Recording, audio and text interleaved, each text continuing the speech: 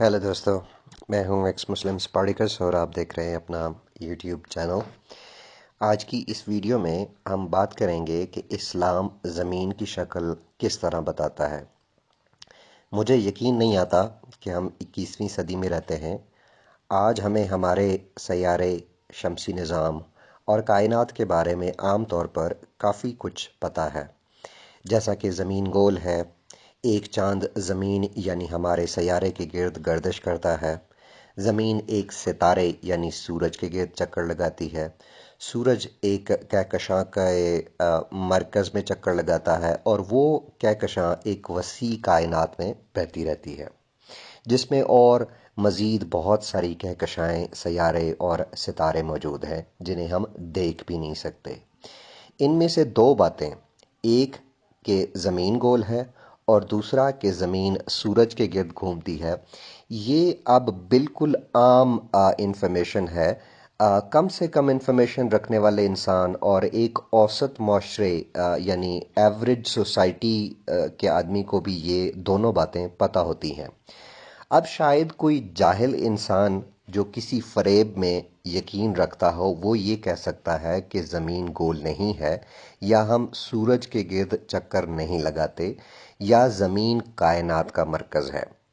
लेकिन ये तमाम बातें माजी में बहुत सारी सकाफ़तों में बहुत आम रही हैं।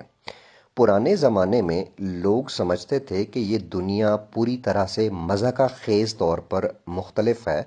दुनिया को लेकर मुख्तलिफ सकाफ़तों ने मुख्तलिफ इब्तदाई फ़र्ज़ी दास्तानें बनाई हुई थीं।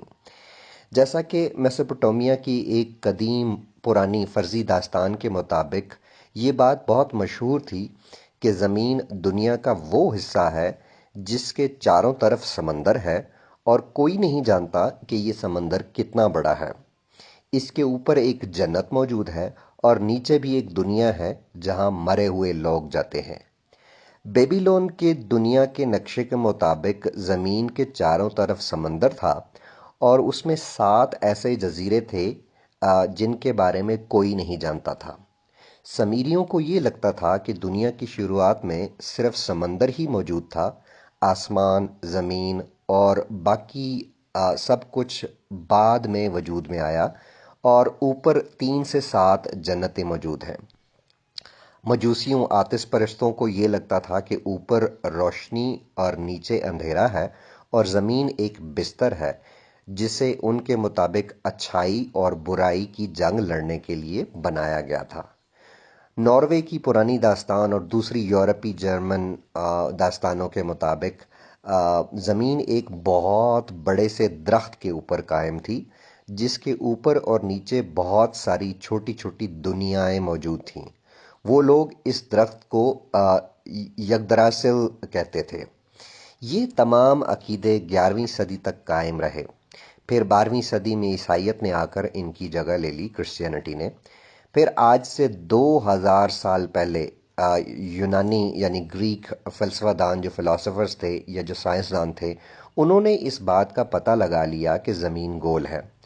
अब 2000 साल से ज़्यादातर मगरबी लोग ये बात जानते हैं कि ज़मीन गोल है। ज़मीन ज़मीन और सूरज किस चीज़ के गिर्द चक्कर लगाते हैं, कायनात का मरकज़ क्या है, हमारे निज़ाम शमसी से आगे क्या है, ये सारी बातें मालूम हैं। फिर अरब और मुसलमान माशरों ने 1000 साल पहले यूनानी इल्म को अपनाया और सितारों का इल्म हासिल करने की कोशिश की। लेकिन मज़हब इस्लाम की जो शक्ल सामने आई वो पहले की इब्तदाई सकाफ़तों जैसी थी। उसमें भी कायनात के बारे में वही मज़ाक़ ख़ेज़, दुकियानूसी, घसी पिटी बातें मौजूद थीं। मोहम्मद और इस्लाम उसी से वजूद में आए, लेकिन कुरान ने इन सकाफ़तों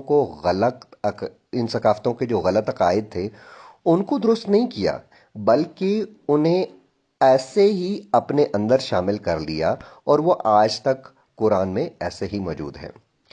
कुरान के बारे में ये कहा जाता है कि ये मुकम्मल तौर पर अल्लाह की किताब है, अल्लाह ने भेजी है और इसमें जो कुछ भी लिखा हुआ है वो बिल्कुल दुरुस्त है और अल्लाह की तरफ से है। इसमें कुदरती दुनिया के बारे में बहुत सारी बातें लिखी हुई हैं। कुरान के अंदर اس کے اپنے بارے میں یہ لکھا ہوا ہے کہ اگر اس میں ایک بھی غلطی ہو تو اس کا مطلب یہ ہے کہ یہ اللہ کی طرف سے نہیں ہے اور اسلام سچا دین نہیں ہے۔ تو سب سے پہلے تو قرآن یہ کہتا ہے کہ زمین ایک بستر کی مانند ہے جسے اللہ نے ہمارے لیے بچھایا ہوا ہے۔ یہ سن کر بڑا اچھا لگتا ہے نا؟ اب یہی بات قرآن میں 12 جگہ پر کہی گئی ہے۔ یہ 12 آیتیں آپ اپنی اسکرین پر ان آیتوں کے نمبر اور سورت کے نمبر دیکھ سکتے ہیں۔ اس غلطی کو چھپانے کے لیے مذہبی حمایتی یہ بہانہ کرتے ہیں کہ یہاں خدا کا مطلب یہ ہے کہ اس نے یہ زمین ہمارے چلنے پھرنے کے لیے بنائی ہے، اس لیے پھیلانے اور بچھانے کا مطلب لفظ استعمال کیا گیا ہے تاکہ ہم یہ جان سکیں کہ یہ ہمارے چلنے پھرنے اور کام کرنے کے لیے بنائی گئی ہے۔ اس کا مطلب یہ نہیں کہ زمین کی شکل بیان کی جا رہی ہے۔ زمین ایک بڑی سی گول چیز ہے جس پر ہم رہتے ہیں اور چلتے ہیں، اس میں پھیلانے جیسی کوئی چیز نہیں ہے۔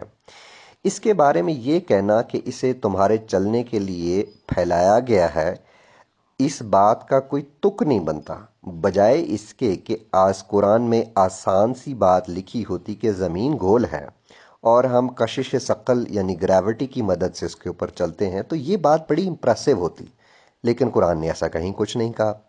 پھر 6 جگہ پر یہ کہا گیا کہ زمین بچھانے کے بعد اللہ نے اس کے اوپر مضبوط پہاڑ رکھ دیے، اور واضح طور پر یہ کہا گیا کہ اللہ نے یہ پہاڑ زمین میں گاڑے ہیں، یعنی کیلوں کی طرح، جبکہ پہاڑ ہم جانتے ہیں کہ کس طرح سے وجود میں آئے۔ پہاڑ چلیں چھوڑیں، آگے چلتے ہیں۔ مزید قرآن میں یہ لکھا ہوا ہے کہ زمین بنانے کے بعد اللہ نے 7 جنتیں بنائیں۔ اسی بات پر سمیری اور میسوپوٹیمیا اور بہت ساری ابتدائی ثقافتیں یقین رکھتی تھیں۔ اسی طرح عرب کے لوگ بھی یہ مانتے تھے کہ اوپر آسمان میں 7 جنتیں موجود ہیں اور ستارے ان جنتوں کے بہت قریب ہیں۔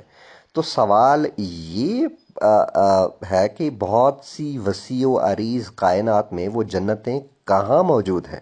کیونکہ قرآن میں جہاں بتایا گیا ہے کہ جنت کہ وہاں کہ جنت ہے، وہاں تو ستارے موجود ہیں۔ اس آیت کا ریفرنس آپ اسکرین پر دیکھ سکتے ہیں۔ قرآن کے مطابق اللہ نے زمین اور باقی دنیا 4 دن میں اور جنتیں 2 دن میں بنائیں۔ اللہ نے باقی پوری کائنات 4 دن میں بنائی، تو ایک چھوٹی سی ناچیز سی اس سیارے کو بنانے کے لیے اتنا وقت کیوں لگا؟ 4 دن کیوں لگے؟ کیونکہ یہ سب کچھ ایک بکواس اور جھوٹ ہے۔ ایسا کچھ بھی نہیں ہے جیسا قرآن میں بتایا گیا ہے۔ قرآن ابتدائی ثقافتوں کے ملاپ کی ایک ایجاد ہے۔ اس میں بالکل وہی چیزیں، باتیں اور غلطیاں موجود ہیں جو ابتدائی ثقافتوں میں تھیں۔ قرآن ہمیں اس وسیع و عریض کائنات اور زمین کے گول ہونے کے بارے میں کچھ نہیں بتاتا، کیونکہ محمد اور اس کے ماننے والے یہ باتیں جانتے ہی نہیں تھے، ورنہ قرآن میں خلا کے بارے میں، کائنات کی وسعت کے بارے میں، کہکشاؤں کے بارے میں، دوسرے سیاروں کے بارے میں، ستاروں کے بارے میں، کم از کم ہمارے نظام شمسی کے بارے میں تو کچھ لکھا ہوا تھا کہ وہ کیسے بنا۔ یہ ایک ایسی کتاب ہے جو بالکل درست ہے اور جو خدا کا معجزہ ہے، اور اس میں سے ایک بھی بات کی وضاحت موجود نہیں۔ یہ کیسی درست اور کیسا خدا کا معجزہ ہے؟ یہاں مذہبی حمایتی کہیں گے کہ اگر قرآن میں ان سب باتوں کی معلومات موجود نہیں ہیں تو اس کا یہ مطلب نہیں کہ وہ غلط ہے یا خدا ان سب چیزوں سے بے خبر ہے۔ مسلمان ان تمام باتوں سے خود کو تو بے وقوف بنا سکتے ہیں، لیکن ہمیں نہیں۔ قرآن میں سورج اور چاند کو لے کر بھی بہت ساری عجیب قسم کی باتیں موجود ہیں، جیسا کہ سورج اور چاند ایک دوسرے کا پیچھا کر رہے ہیں۔ اسکرین پر آپ آیت نمبر دیکھ سکتے ہیں۔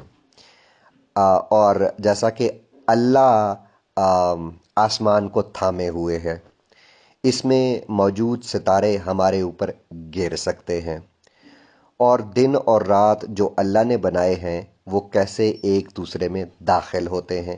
دن اور رات ایک دوسرے میں داخل ہوتے ہیں؟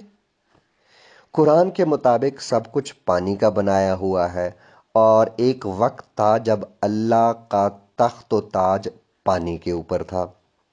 اس بات کی تصدیق کہ محمد کی جانب سے بھی ایک مستند حدیث میں کی جا سکتی ہے کہ جب کچھ بھی نہیں تھا تب اللہ اپنے تخت و تاج کے ساتھ پانی کے اوپر موجود تھا، اس نے یہ جنت اور یہ ساری دنیا بنائی۔ قرآن کے مطابق کچھ نہ ہونے کا مطلب پانی ہوتا ہے، اور یہ ساری کائنات پانی سے بنی ہے، جیسا کہ قرآن میں لکھا ہوا ہے کہ اللہ نے سب کچھ پانی سے تخلیق کیا۔ عربی کافروں کو کائنات کے علم کے مطابق یہ ساری دنیا پانی پر بنی تھی۔ یاد رکھیں کہ یہ ساری دنیا پانی سے بنی ہے، اور اللہ پانی کو اپنی نعمت بنا کر بھیجتا ہے تاکہ ہم پھل اور سبزیاں اگا سکیں اور منصوبے بنا سکیں۔ بارش بھی ایک نعمت ہے، لیکن خدا نے سب سے پسندیدہ جگہ عرب پر بارش برسانا بھول جاتا ہے۔ اگر نعمت ہے تو عرب میں بارش کیوں نہیں ہوتی؟ بہت کم کیوں ہوتی ہے؟ یہ ویڈیو بہت لمبی ہوتی جائے گی۔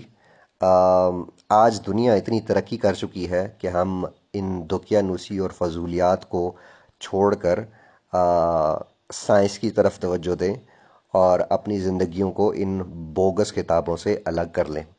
آج کی اس ویڈیو میں اتنا ہی، ملیں گے کسی اور ویڈیو میں قرآن کی کسی اور بونگی کے ساتھ۔ تب تک کے لیے اتنا ہی، اور آخری میسج: اسلام چھوڑیں، انسان بنیں۔